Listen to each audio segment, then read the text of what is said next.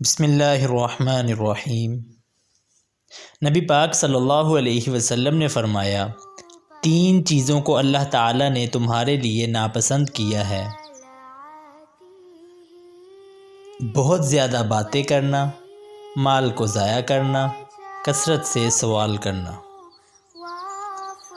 نبی اکرم صلی اللہ علیہ وسلم نے فرمایا، 3 کام نجات دینے والے ہیں: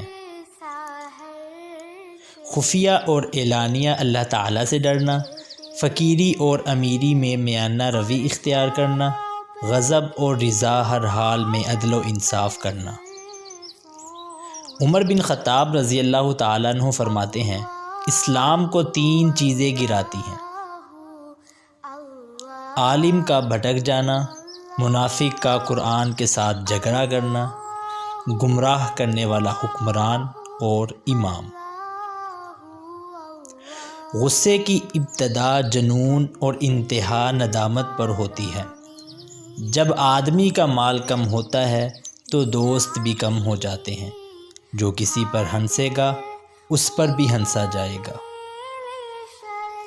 3 چیزوں کی قلت انسان کے لیے بہتر ہے: کم کھانا، کم بولنا، کم سونا۔